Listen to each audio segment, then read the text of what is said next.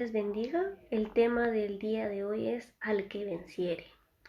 Mientras preparaba este tema, ¿verdad? En el transcurso, mi corazón se llenaba de alegría y espero transmitirte esta misma alegría y este mismo gozo.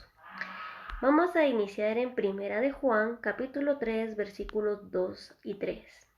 Vamos a leer en versión NTV, honrando al nombre del Padre, del Hijo y del Espíritu Santo, dice así. Queridos amigos, ya somos hijos de Dios, pero Él todavía no nos ha mostrado lo que seremos cuando Cristo venga, pero sí sabemos que seremos como Él, porque lo veremos tal como Él es. Y todos los que tienen esta gran expectativa se mantendrán puros, así como Él es puro. Entonces, para empezar, dice que el Señor, ¿verdad?, nos promete ciertas cosas. Vamos a ver qué vamos a tener del Señor cuando Él venga por su iglesia. Dice, ¿verdad?, que recibiremos cosas de Él y seremos transformados, y vamos a ver cada uno de estos aspectos.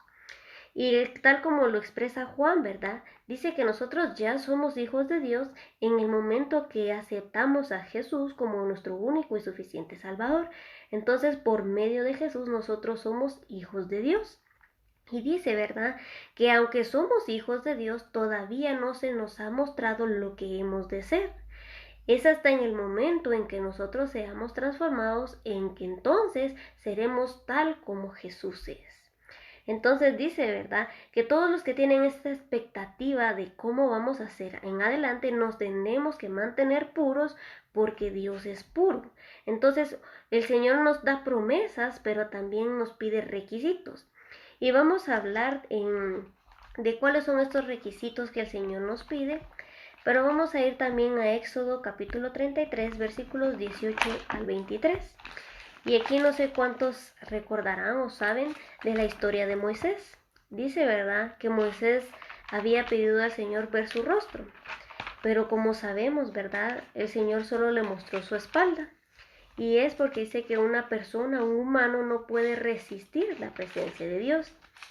Y esto viene a cambios que vamos a tener nosotros. Entonces vamos a leer en Éxodo capítulo 33, versículos 18 en adelante. Dice así. Moisés respondió, te suplico que me muestres tu gloriosa presencia. El Señor respondió, haré pasar delante de ti toda mi bondad, y delante de ti proclamaré mi nombre, Yahvé. Pues tendré misericordia de quien yo quiera, y mostraré compasión con quien yo quiera. Sin embargo, no podrás ver directamente mi rostro, porque nadie puede verme y seguir con vida. El Señor siguió diciendo, párate cerca de mí sobre esta roca. Cuando pase mi gloriosa presencia, te esconderé en la grieta de la roca y te cubriré con mi manto hasta que yo haya pasado.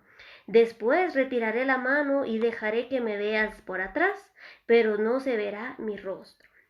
Entonces dice, ¿verdad?, que nosotros humanamente no podemos ver el rostro de Dios porque este cuerpo, ¿verdad?, es mortal, este cuerpo es corruptible. Pero llegará un momento, un tiempo en que nosotros podremos ver al Señor tal como Él es. Entonces, para poder ver al Señor, nuestros cuerpos deben ser transformados. Y esta es una de las cosas que el Señor hará en nuestras vidas cuando Él venga por su iglesia. Y vamos a ir a Primera de Corintios capítulo 5 versículos 34 en adelante. Primera de Corintios capítulo 15 versículos 34 en adelante.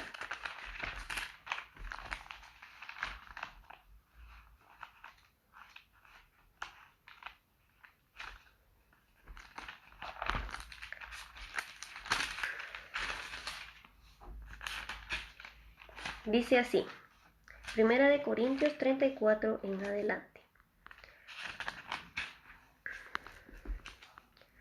Piensen bien sobre lo que es correcto y dejen de pecar, pues para su vergüenza los digo, que ninguno de ustedes no conocen a Dios en absoluto. Pero alguien podría preguntar, ¿cómo resucitarán los muertos? ¿Qué clase de cuerpos tendrán? ¡Qué pregunta tan tonta! Cuando pones una semilla en la tierra, ésta no crece y llega a ser una planta a menos que muera primero. Y lo que pones en el suelo no se planta, no es la planta que crecerá sino tan solo una simple semilla de trigo o de lo que esté sembrando. Luego Dios la hará crecer. Dios le dará el crecimiento, el cuerpo nuevo que Él quiere que tenga. De cada clase de semilla crece una planta diferente, de modo que parecido hay diferentes clases de carne, una para los humanos, otra para los animales, otra para las aves y otra para los peces. También hay cuerpos en los cielos y cuerpos sobre la tierra. La gloria de los cuerpos celestiales es diferente de la gloria de los cuerpos terrenales. El sol tiene una clase de gloria, mientras que la luna tiene otra y las estrellas también tienen otra.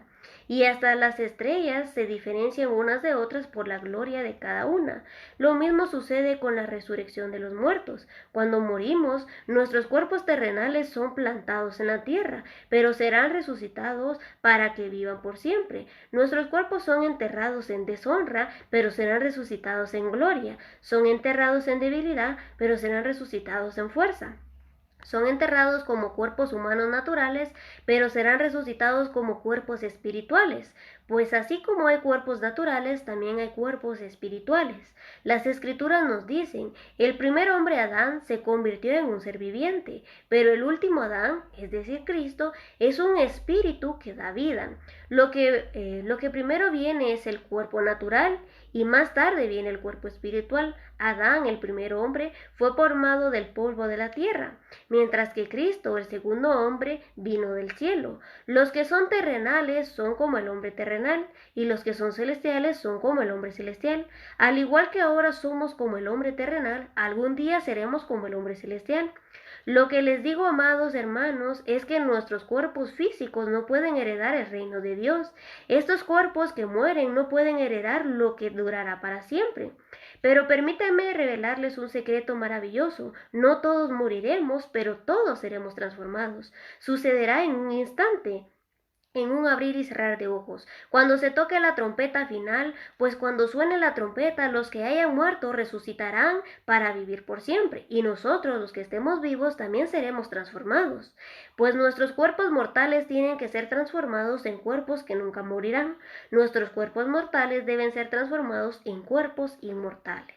Entonces, cuando nuestros cuerpos mortales hayan sido transformados en cuerpos que nunca morirán, se cumplirá la siguiente escritura: la muerte es devorada en victoria. Oh muerte, ¿dónde está tu victoria? Oh muerte, ¿dónde está tu aguijón? Pues el pecado es el aguijón que termina en muerte, y la ley da al pecado su poder.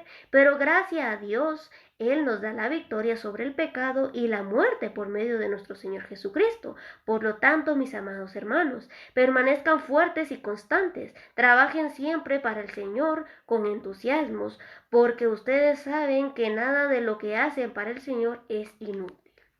Entonces dice, ¿verdad?, que ya sea que hayamos muerto, que estemos vivos en el día en el que el Señor venga por su iglesia, dice que en ese momento, cuando seamos arrebatados, cuando seamos levantados en las nubes, nuestros cuerpos serán transformados. ¿Por qué? Porque nuestro cuerpo mortal no puede ver la gloria del Señor. Por lo tanto, dice que nosotros seremos transformados en cuerpos celestiales, y es ahí donde entonces vamos a poder ver al Señor tal como Él es.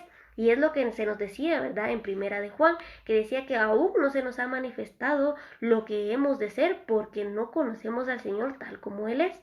Pero en el día en que nosotros lo veamos, entonces verdaderamente se va a manifestar en nosotros lo que hemos de ser.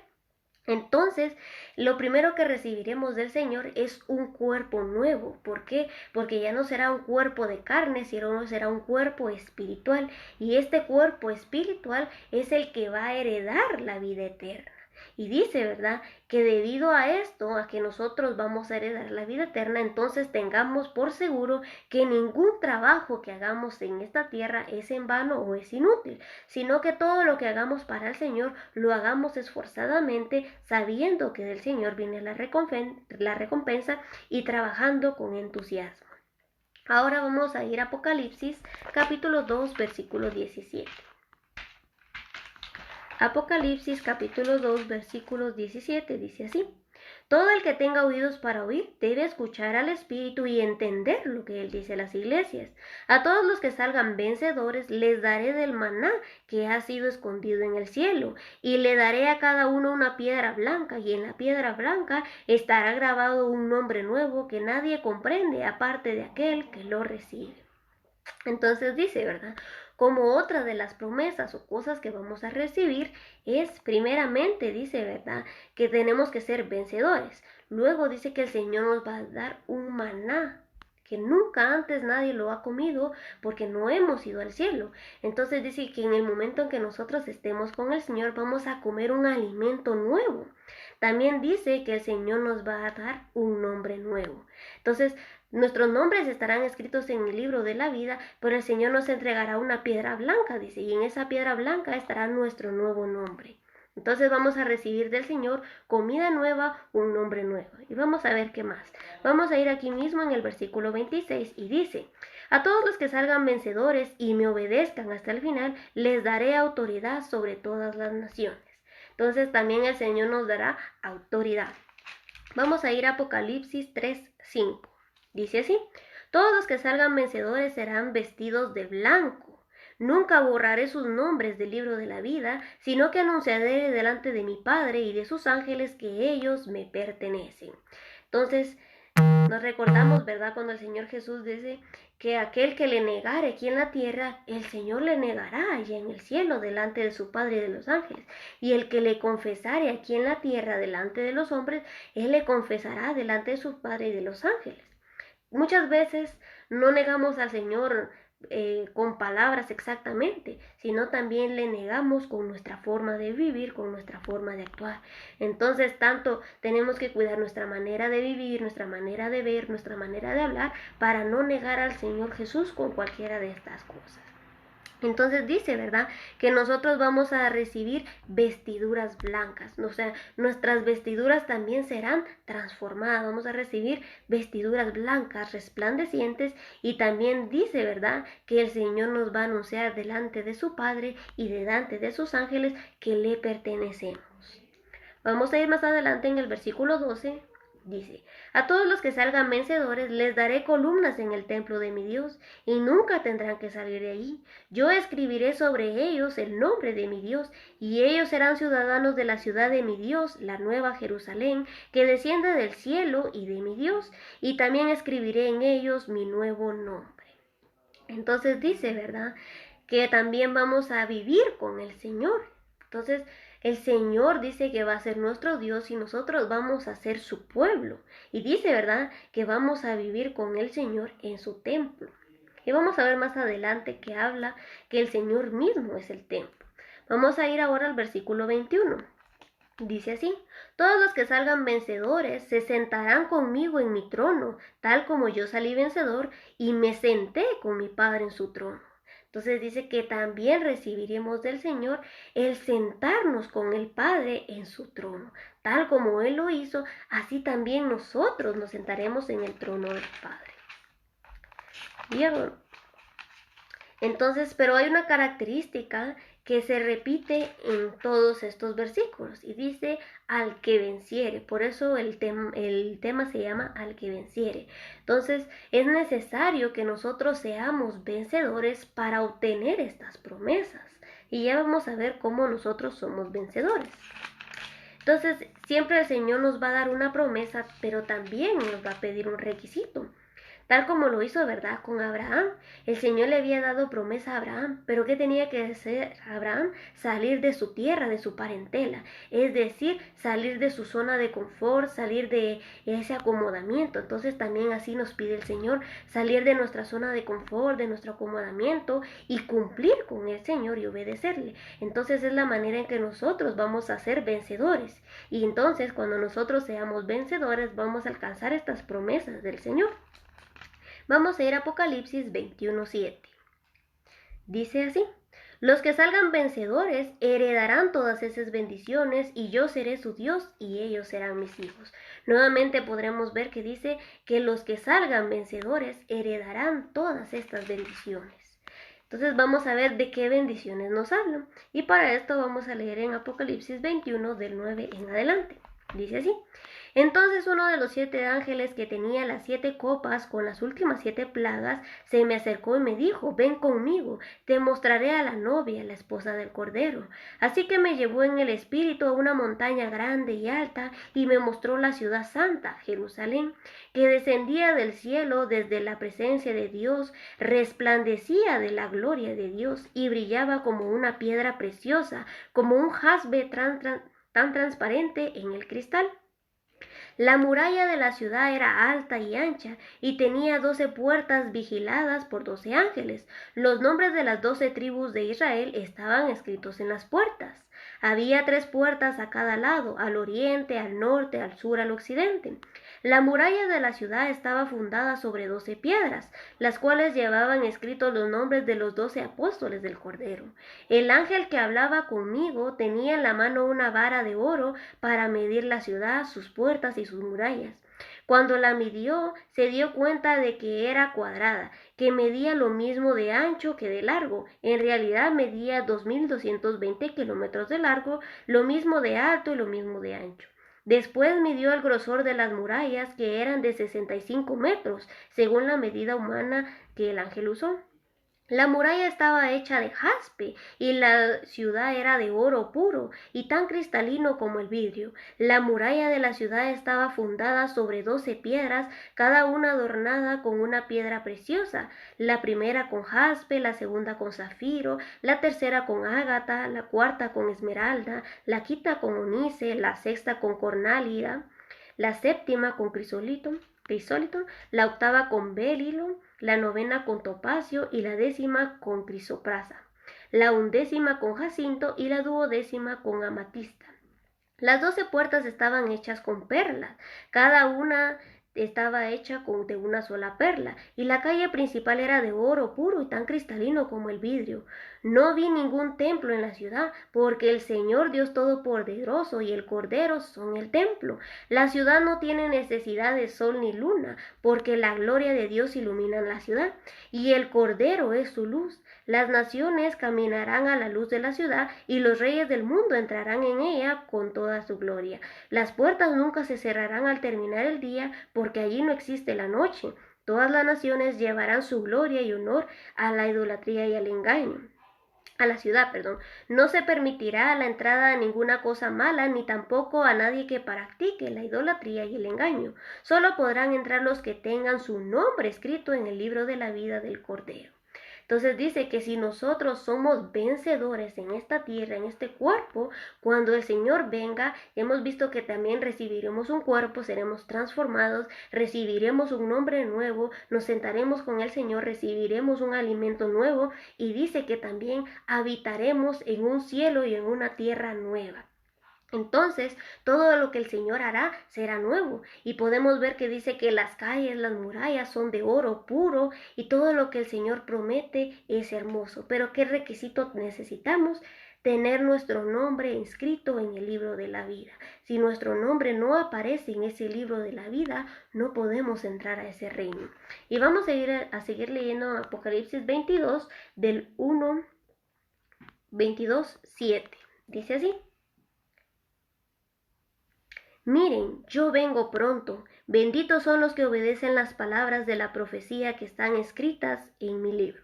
Vamos a leer del 22, del 1 al 5.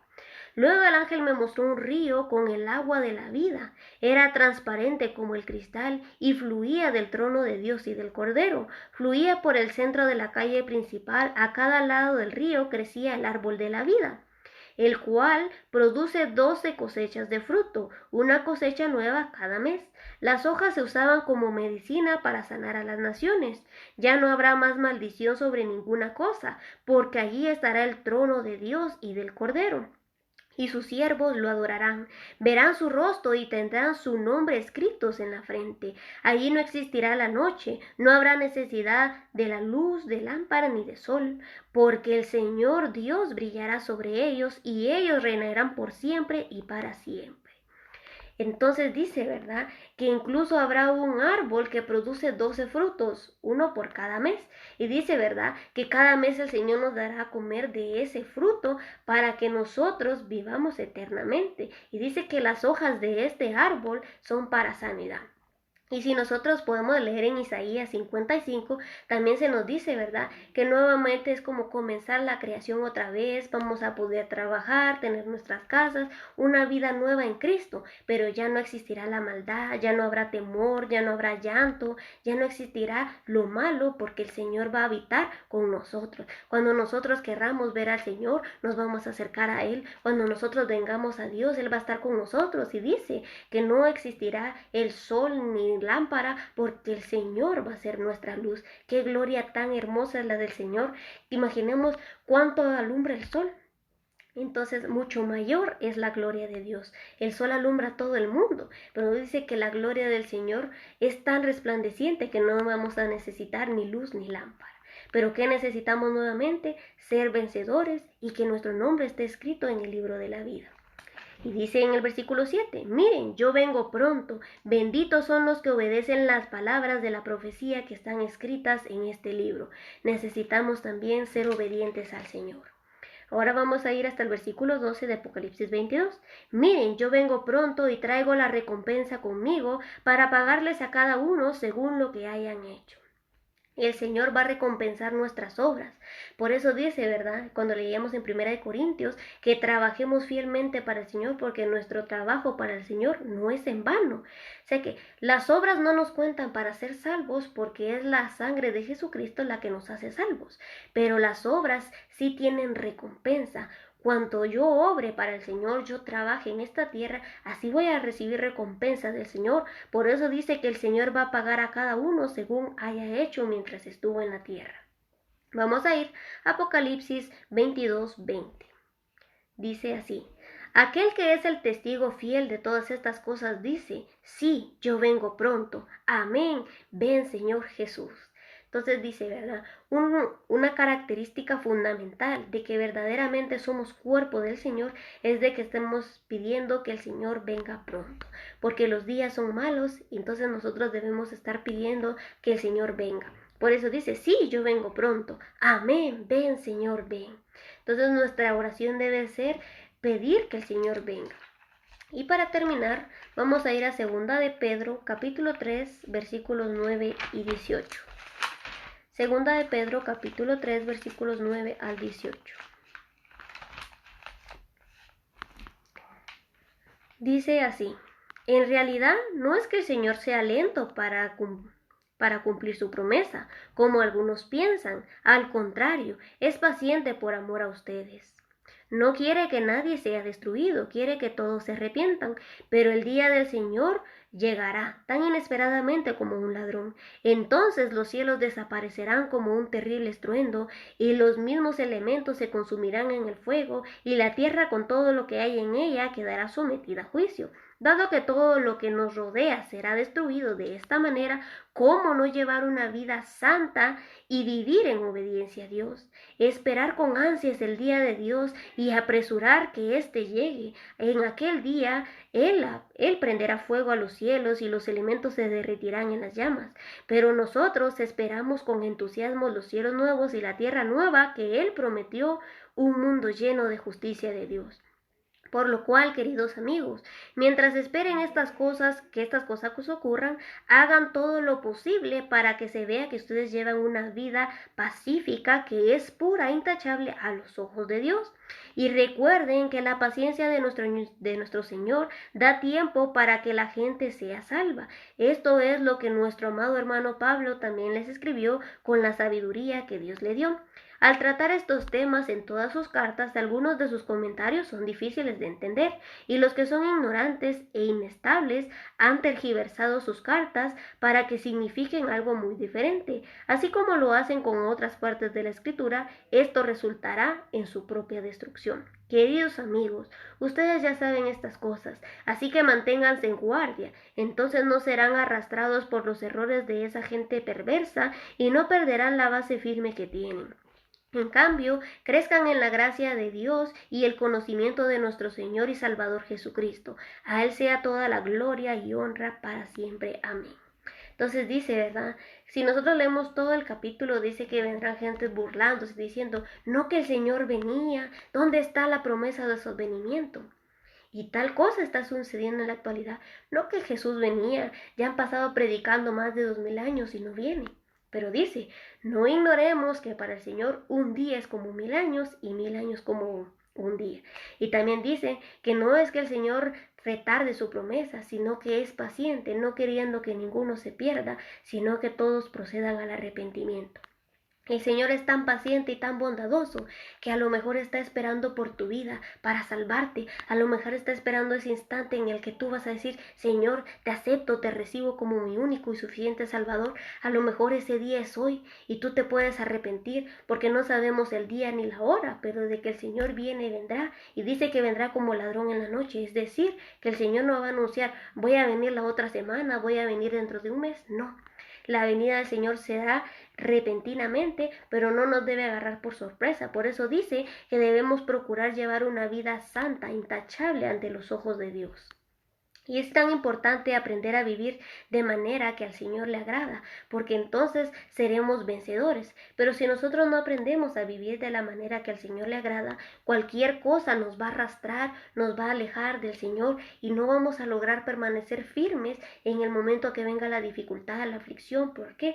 Porque eso es lo que el enemigo quiere, distraernos sutilmente, distraernos con cosas del mundo, que mira esta festejación, mira esta cosa, pero no, nosotros debemos concentrarnos genuinamente en que el día del Señor vendrá y estarnos limpiando constantemente. No somos perfectos, como dijo Pablo, no que yo sea perfecto, que lo haya alcanzado ya, pero una cosa hago, prosigo al blanco que es Jesucristo.